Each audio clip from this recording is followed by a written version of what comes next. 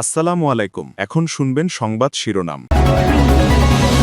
তারেক রহমানকে মার্কিন প্রেসিডেন্ট ও ব্রিটিশ প্রধানমন্ত্রীর শুভেচ্ছা। দেশের স্বার্থ বজায় রেখেই করা হবে পররাষ্ট্রনীতি, বললেন প্রতিমন্ত্রী শামা ওবায়েদ।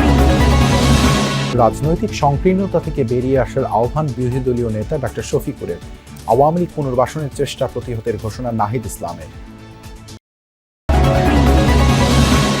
প্রথম রোজায় ধনী গরিব মিলেমিশে ইফতার আয়োজন, সংযম আর সহমর্মিতার শিক্ষা ছড়িয়ে যাক সবখানে, প্রত্যাশা সবার। জার্মান তারকা ফুটবলার ওজিলকে নিয়ে কক্সবাজারে এরদোগান পুত্র বিলাল বিভিন্ন ক্যাম্পে ঘুরে নিলেন রোহিঙ্গাদের খবর। আসসালামু আলাইকুম। এতক্ষণ শুনছিলেন সংবাদ শিরোনাম, এখন শুনবেন বিস্তারিত। বাংলাদেশের নবনিযুক্ত প্রধানমন্ত্রী তারেক রহমানকে অভিনন্দন জানিয়েছেন মার্কিন প্রেসিডেন্ট ডোনাল্ড ট্রাম্প। বুধবার পাঠানোর শুভেচ্ছা বার্তা সম্বলিত এক চিঠিতে তিনি তারেক রহমানের ঐতিহাসিক বিজয়ের জন্য অভিনন্দন জানান এবং তার সফলতা কামনা করেন। চিঠিতে আমেরিকান জনগণের পক্ষ থেকেও শুভেচ্ছা জানানো হয়। বার্তায় উল্লেখ করা হয়, যুক্তরাষ্ট্র ও বাংলাদেশের অংশীদারিত্ব, পারস্পরিক সম্মান এবং একটি মুক্ত ও উন্মুক্ত ইন্দো প্যাসিফিক অঞ্চলে শক্তিশালী ও সার্বভৌম রাষ্ট্রগুলোর সমৃদ্ধি নিশ্চিত করার যৌথ স্বার্থের ভিত্তিতে গড়ে উঠেছে।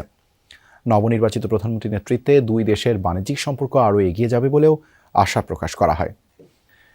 এদিকে বাংলাদেশের নির্বাচনে বিজয় ও প্রধানমন্ত্রী হিসেবে দায়িত্ব নেয়ায় তারেক রহমানকে অভিনন্দন জানিয়েছেন যুক্তরাজ্যের প্রধানমন্ত্রী কেইর স্টারমার। বৃহস্পতিবার অভিনন্দন বার্তাটি সামাজিক মাধ্যমে প্রকাশ করে ঢাকার ব্রিটিশ হাই কমিশন। বার্তায় দুদেশের পারস্পরিক সম্পর্ক আরও জোরদারের প্রত্যাশার কথা বলেন তিনি। জানান, বাংলাদেশে অন্যতম বৃহৎ বিদেশি বিনিয়োগকারী হিসেবে প্রতিশ্রুতিবদ্ধ ব্রিটেন।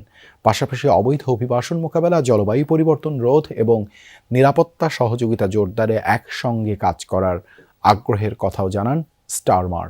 জনগণের ভোটে নির্বাচিত সরকার, তাই বাংলাদেশকে এখন ভিন্নভাবে দেখতে হবে বহির্বিশ্বকে।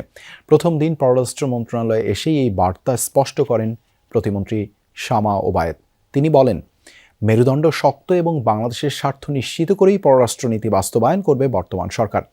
জানান, বিভিন্ন দেশে বাংলাদেশিদের জন্য বন্ধ থাকা ভিসা পুনরায় চালুর বিষয়ে কাজ করছে পররাষ্ট্র মন্ত্রণালয়। শামা ওবায়েদ জানান, ভারত সহ অনেক দেশের সাথেই সম্পর্কে চ্যালেঞ্জ থাকলেও তা কাটিয়ে উঠবে বাংলাদেশ।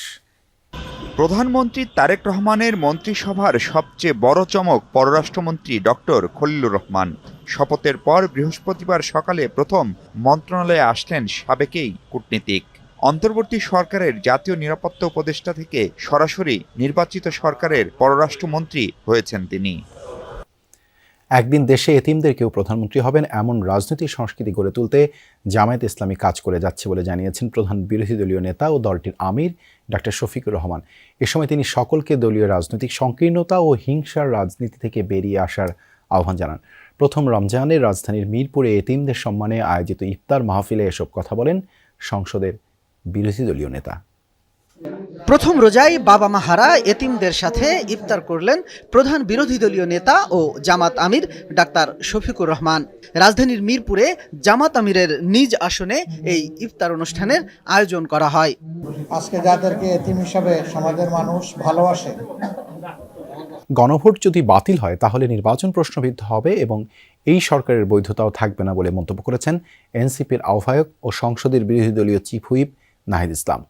দুপুরে এক সংবাদ সম্মেলনে তিনি কথা জানান। বলেন, সংবিধান সংস্কার পরিষদের শপথ না নিয়ে বিএনপি জনগণের সাথে প্রতারণা করেছে বলেও অভিযোগ করেন তিনি। আওয়ামী লীগকে পুনর্বাসনের চেষ্টা হলে প্রতিহতের হুঁশিয়ারি দেন নাহিদ ইসলাম। দিনভর সংযম আর ইবাদতের পর অপেক্ষা মাগরিবের ওয়াক্তের আজানের সেই ধ্বনি ভেসে আসতেই প্রথম রোজা শেষে ইফতার মুখে তোলেন রোজাদাররা। সংযম, সহমর্মিতা আর সম্মিলিত চেতনার শিক্ষা যেন শুধু রমজানে সীমাবদ্ধ না থাকে, বরং সমাজ জুড়ে ছড়িয়ে পড়ে, এমনটাই প্রত্যাশা সবার। সারাদিনের সিয়াম সাধনার পর ঘরে ঘরে ইফতারের প্রস্তুতি। পবিত্র রমজানের প্রথম ইফতার জুনাইরা আর জাওয়াতদের বাসায়, তাই খেজুর, শরবত আর বাহারি সব খাবারের আয়োজন। পরিবারের সবাই একসাথে ইফতার করার মধ্য দিয়েই মাহে রমজানের আবহ। এই বছর প্রথম রোজা রেখে আমি খুব খুশি। এর আগের বছর আমি 10টা রোজা রেখেছি। এই বছর আমার ইচ্ছা আমি সবগুলো রাখবো। ছেলে, ছেলের বউ, নাতি, নাতিন যারা আছে, মেয়ের জামাই সহ সবাই একসাথে ইফতার করার আনন্দটাই আলাদা। এই গরমের ভিতরে ভাজা পোড়া, রান্না বাড়া, ইফতারির, সেহেরির সব রান্না করতে কষ্ট হয় অনেক, তারপরে আসলে ভালো লাগে সবার জন্য, যখন পরিবার সবার জন্য রান্না বাড়া করি। রমজানে রাজধানীর বাইতুল মোকাররম জাতীয় মসজিদে ভিন্ন এক চিত্র। এখানে ইফতার মানে একসঙ্গে বহু মানুষের অংশগ্রহণ। পরিচিত অপরিচিত, ধনী গরিব মিলেমিশে এক কাতারে বসে ভাগাভাগি করে নিচ্ছেন ইফতার। আলহামদুলিল্লাহ, সমস্ত মুসলমান রমজান মাসে ইফতার একসাথে করার মধ্যে সত্যি খুবই আনন্দের। সবাই মিলেমিশে, কোনো জাতপাত নাই, হিংসাবাদ নাই, সবাই মিলে ইফতার করাটা আল্লাহর দরবারেও কবুল, আল্লাহও কবুল করবে, মানুষও কবুল করবে। রমজান কেবল ক্ষুধা নিবারণের অপেক্ষা নয়, একটি আত্মসংযম, সহানুভূতি আর আত্মশুদ্ধির শিক্ষা। পরিবার, মসজিদ কিংবা পথের পাশে প্রতিটি ইফতার আর সংযমের মধ্যেই রয়েছে প্রকৃত তৃপ্তি। কক্সবাজারে ব্যস্ত দিন কাটালেন জার্মান ফুটবল তারকা মেসুত ওজিল এবং তুরস্কের প্রেসিডেন্ট পুত্র। রোহিঙ্গা ক্যাম্পের পরিবেশ দেখার পাশাপাশি ফুটবল খেলেন শিশু কিশোরদের সাথে। রোহিঙ্গা জনগোষ্ঠীর শিক্ষা ও জীবনমান উন্নয়নে আন্তর্জাতিক সব সংস্থার সহায়তাকে এগিয়ে আসার আহ্বান জানান তারা। উকিয়ার ৪ নম্বর রোহিঙ্গা ক্যাম্পের মাঠে প্রতীকী প্রীতি ফুটবল খেলছেন তিনি যে সে কেউ নন, জার্মান ফুটবল তারকা মেসুত ওজিল। সবাইকে মুগ্ধ করেন পায়ের কারুকাজে। খেলা উপভোগ করেন তুরস্কের প্রেসিডেন্ট পুত্র বিলাল এরদোয়ান। মাঠভরা দর্শক ওজিল ওজিল বলে গলা ফাটান। I am happy that I am here in Bangladesh today, especially in this place, to see the people, to understand the people. As I said before, I wish both clubs all the best. এর আগে উকিয়ার ৯ নম্বর Rohingya camp পরিদর্শন করেন বিশ্ব নন্দিত এই footballer সহ পুরো team. ক্যাম্পে বসবাসের পরিবেশ, শিক্ষা, স্বাস্থ্যসেবা ও মানবিক সহায়তা কার্যক্রম ঘুরে দেখেন এবং রোহিঙ্গাদের সঙ্গে কথা বলেন। ১৬ নম্বর ক্যাম্পের টিকা মিউজিক স্টুডিও এবং টিকা কম্পিউটার ও রোবোটিক্স ল্যাব উদ্বোধন করেন। সকালে কক্সবাজারের শরণার্থী ত্রাণ ও প্রত্যাবাসন কমিশনার কার্যালয়ে সংবাদ সম্মেলনে রোহিঙ্গা জনগোষ্ঠীর মানবিক সংকট, আন্তর্জাতিক সহায়তা, শিক্ষা ও ক্রীড়ার মাধ্যমে শিশু কিশোরদের মানসিক উন্নয়নের গুরুত্ব তুলে ধরেন Bilal Erdogan. And I hope we can do all those better in this time of compassion.